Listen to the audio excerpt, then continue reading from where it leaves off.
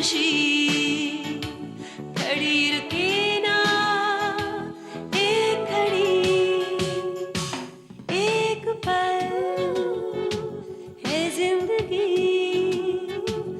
एक पल कुछ भी नहीं।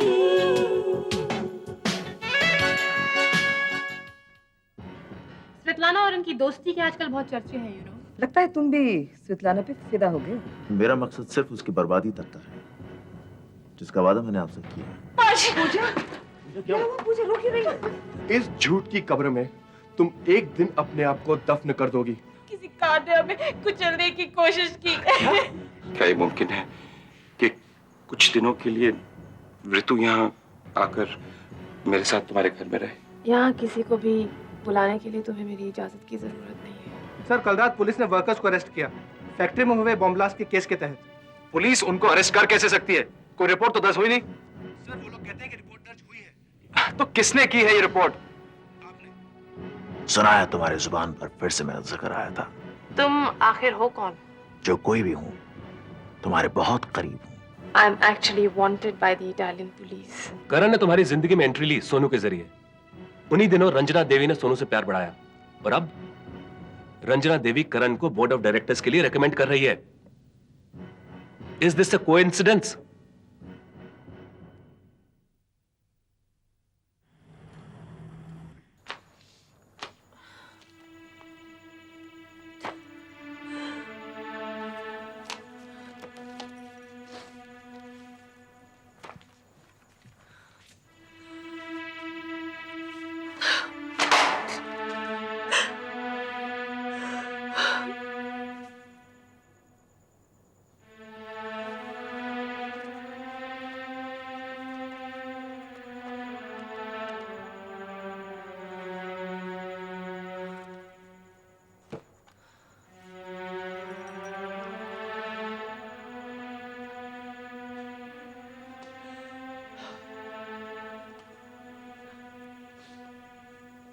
निशी,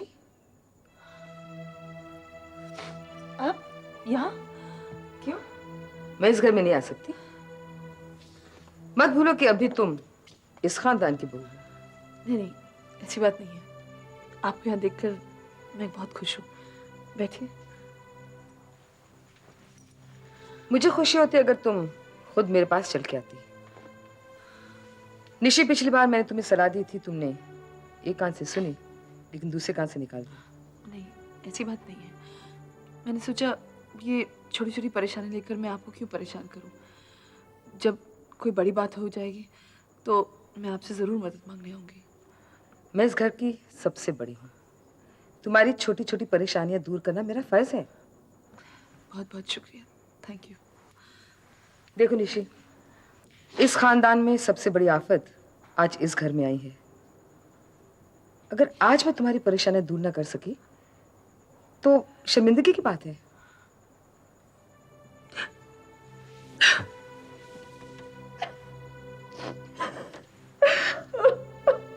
निशी,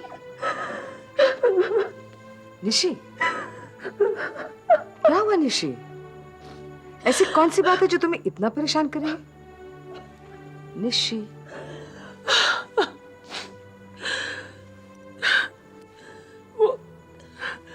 वो मिकी मुझे बार बार ब्लैकमेल कर रहा है और वो चाहता है कि मैं उसके साथ एक रात गुजारूं, और अगर मैंने ऐसा नहीं किया तो उसे धमकी दी है कि हमारे ताल्लुकात सब अखबारों को बता देगा।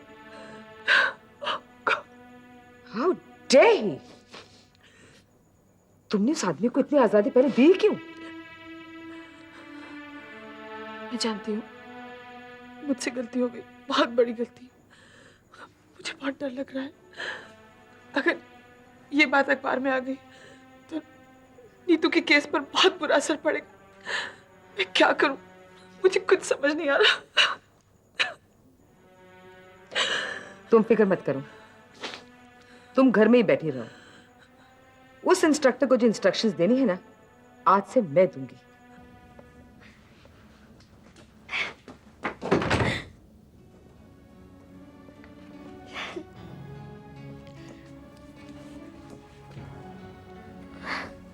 अपनी हालत पर ध्यान रखो।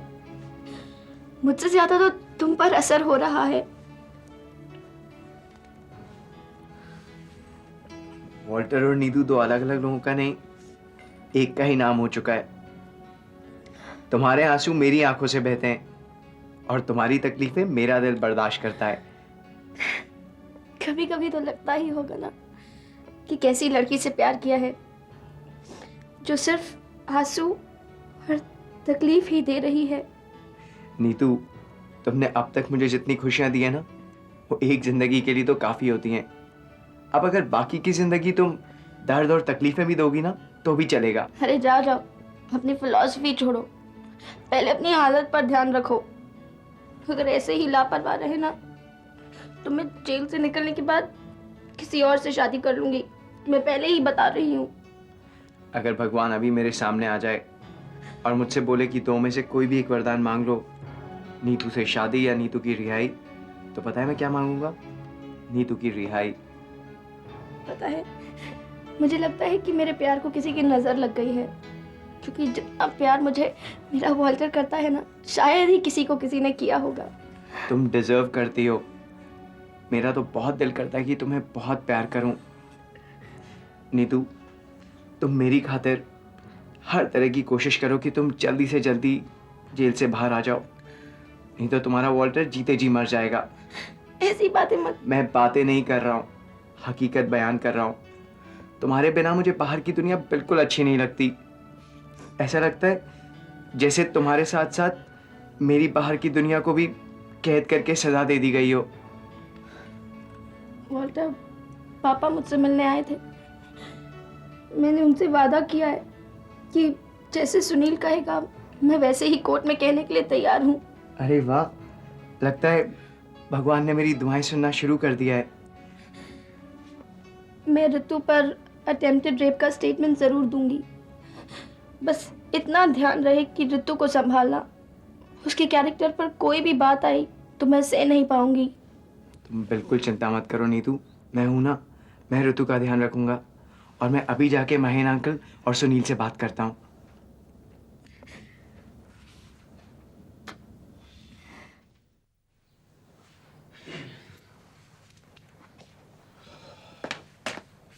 एकनाथ, आओ अंदर आओ, बैठो। तो थैंक यू। दिखा दिया ना आपने अपना असली रंग मिस्टर ऋषभ मल्होत्रा। देखो एकनाथ, मैं खुद परेशान हूं कि आखिर देखिए, ढोंग मत कीजिए। आप अच्छी तरह से जानते हैं कि कल रात जब आप अपने मखमली बिस्तर पर सो रहे थे तो मजदूरों की बस्ती में क्या हो रहा था। छुरे को मीठा करके पीठ में घोंपा है। कौन सा छुरा एकनाथ, और किसकी पीठ? ये कैसी बातें कर रहे हो तुम? मेरी बात तो सुनो। आपकी बात सुनने का ही नतीजा मैं भोग रहा हूं। मजदूरों ने मुझसे बार बार कहा कि ऋषभ मल्होत्रा की बात पर यकीन मत कीजिए। जो भाषा वो बोल रहा है वो उसकी अपनी नहीं है। मीठी बोली बोलना तो उसे आता ही नहीं है। एकनाथ, अब तुम मुझ पर खामखा के इल्जाम लगा रहे हो। इल्जाम लगाने की तो नौबत ही नहीं आती।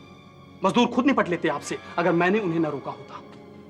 और अब मैं खुद मजदूरों की नजरों में गिर गया हूं। साजिश रचनी आपने बहुत पहले से शुरू कर दी थी। बड़ी बड़ी बातें, मजदूरों के लिए कॉलोनी बनवाएंगे। बड़ा दर्द उमड़ रहा था ना आपके मन में उनके लिए। और कल पुलिस वालों से अरेस्ट करवाकर आपने अपना दर्द जाहिर कर दिया।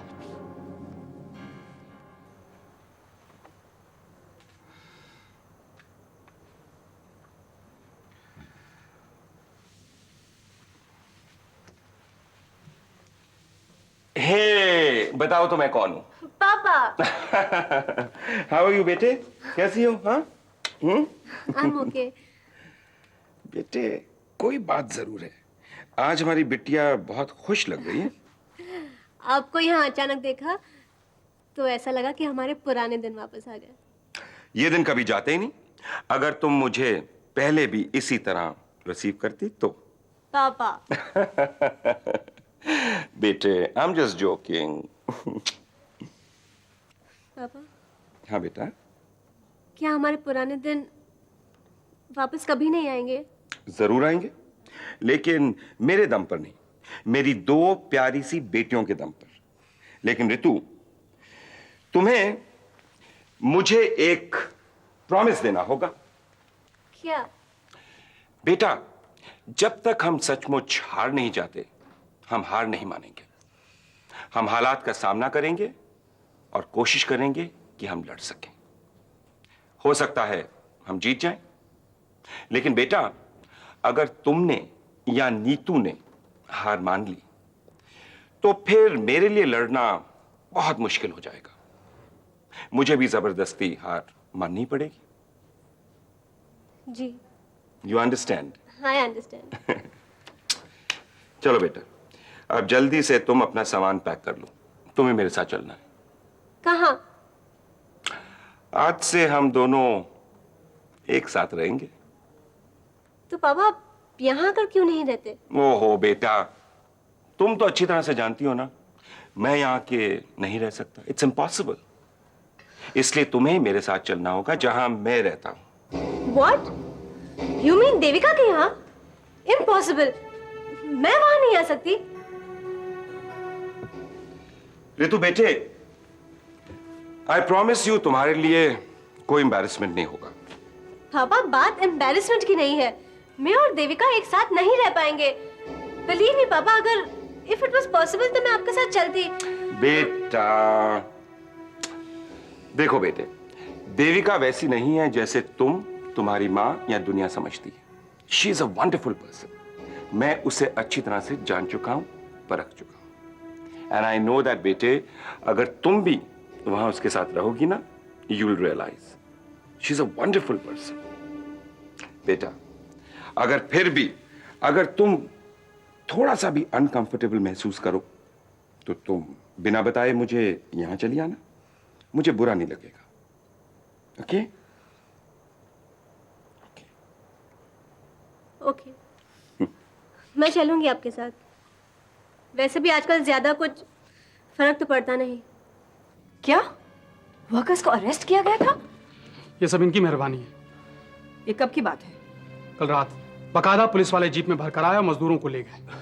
देखो एकनाथ, तुम मेरी बात को समझने की कोशिश करो। मैंने किसी भी वर्कर के खिलाफ पुलिस में कोई रिपोर्ट दर्ज नहीं करवाई। तो क्या पुलिस वाले अपने मन से मजदूरों को उठाकर ले गए बिना किसी वजह के? एक मिनट, कोई और वजह तो नहीं है?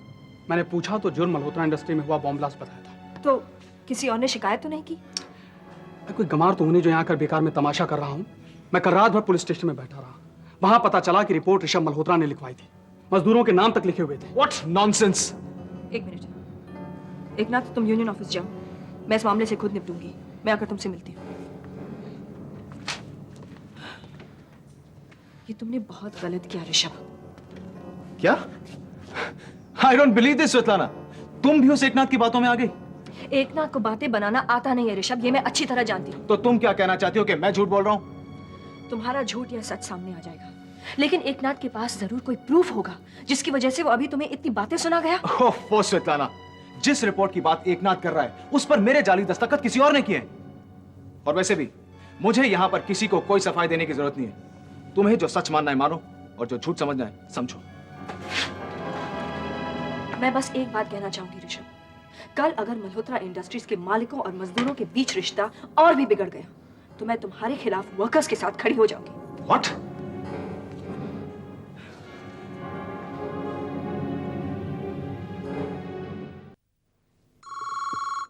Yes. Mr. Eknath to see you, ma'am. Send him in, please. ये सरासर मेरी गलती है। मजदूरों ने मुझसे बार बार कहा कि हमें कोई एक्शन लेना चाहिए, लेकिन मैं हमेशा टालता रहा। ऋषभ को मोहलत देता रहा कि थोड़ी और मोहलत देने का नतीजा सामने है। लेकिन ऋषभ तो इस बात से इनकार कर रहा है। तैश में आकर या बहकावे में आकर रिपोर्ट दर्ज करा दी होगी। किसके बहकावे में आकर एकनाथ? वो उसकी सलाहकार बैठी ना घर पर, रंजना देवी, जो अपने राज घराने के एबनॉर्मल ईगो की विक्टिम है। वो कभी भी कुछ भी कर सकती है। मुझे तो अभी भी यकीन नहीं आ रहा है कि आदमी इस तरह अपने पैर पर कुल्हाड़ी मार सकता है। मुझे तो लगता है कि ऋषभ मल्होत्रा को पकड़कर बस्ती में ले जाऊं और दिखाऊं मजदूरों का हाल।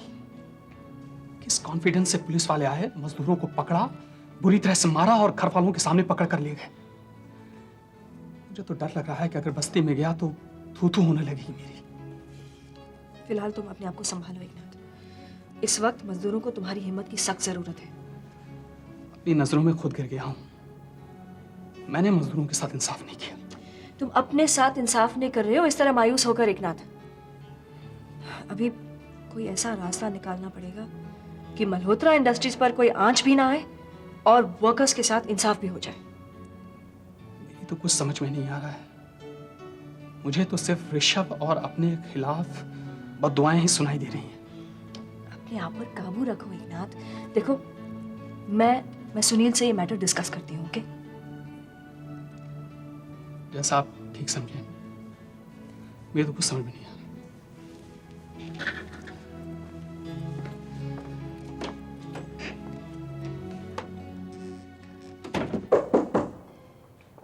Come in. Come in, sweetheart. आप यहाँ? इस स्वीटहार्ट को देख के तुम्हारे चेहरे का रंग क्यों बदल गया? तुम वो 2 टके के आदमी हो जो अमीर औरतों को ब्लैकमेल करके अपने आप को मर्द समझते हो। लेकिन फिर निशी भी कोई आम औरत तो नहीं है। क्या सरनेम है उसका? सरनेम मतलब? निशी का पूरा नाम क्या है? निशी मल्होत्रा। तो जब उसे अगली बार मिलो ना, निशी बेशक भूल जाना, लेकिन मल्होत्रा नाम याद रखना, क्योंकि मैं भी उस खानदान की बहू हूं। और जिस क्लब में तुम काम करते हो ना, जहां जाके अपने महीने की तनख्वाह लेते हो, उसकी कमेटी मेंबर भी हूं। मेरा एक फोन तुम्हें रास्ते पे ले आएगा, समझे? मैं तो निशी से मजाक कर रहा था। ओह, गुड बॉय। अभी जरा आराम से बैठ के बहुत सीरियसली अपने फ्यूचर के बारे में सोचो। और मल्होत्रा खानदान के साथ उलझने का अंजाम तो तुम जानती हो। ठीक है मैडम, मैं आज के बाद निशी से कभी नहीं मिलूंगा। मिलना तो दूर रहा, उसके आसपास भटकना तक नहीं, समझे? सुबह सुबह जमानत के कागजात तैयार। काफी काबिल वकील लगते हैं सरकार आप। काबिल आप भी कम नहीं है। आधी रात को ये गिरफ्तारियां की ताकि रात भर इन गरीब मजदूरों को हवालात में रख सकें। कंप्लेंट जब शाम को मिलेगी तो कार्रवाई करते करते तो रात हो जाती है। मगर एक बात की तारीफ करता हूं वकील साहब, कोर्ट खुले घंटा भर नहीं हुआ और जमानत के कागजात तैयार। वाह! मेरी तारीफ करने के मौके अभी आपको बहुत मिलेंगे, क्योंकि गिरफ्तारी करने के वक्त जो आपका मजदूरों के साथ बर्ताव रहा था वो नाकाबिले तारीफ है। तो आप क्या चाहते हैं? मैं लाल कालीन लेकर आता, उसे बिछाता और फिर गिरफ्तारियां करने यहाँ इस सफाई को आप कोर्ट के लिए बचा के रखिए।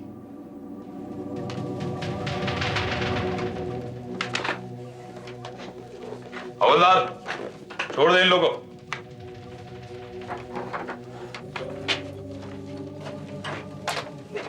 ये क्या कर रहे हैं? बहुत बहुत शुक्रिया। ये सब इधर नहीं, बात चल। एक्सक्यूज मी, हर पुलिस वाले का बदतमीज होना जरूरी नहीं होता है।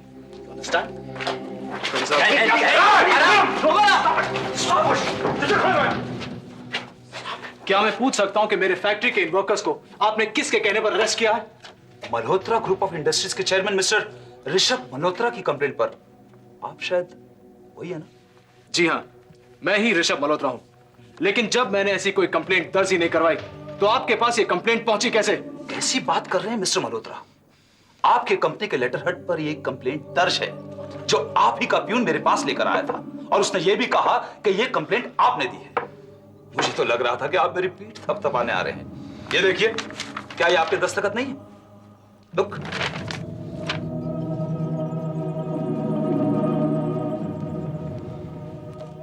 हाँ इंस्पेक्टर साहब, दस्तखत तो मेरे ही है।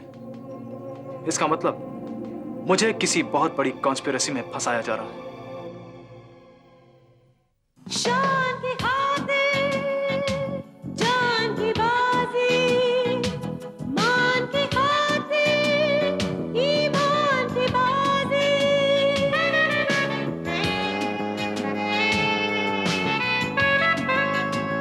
इंसान की खातिर भगवान की बाजी, अरमान की खातिर एहसान की बाजी। वो क्या जीते, ये क्या हारे, दिन छोटा सा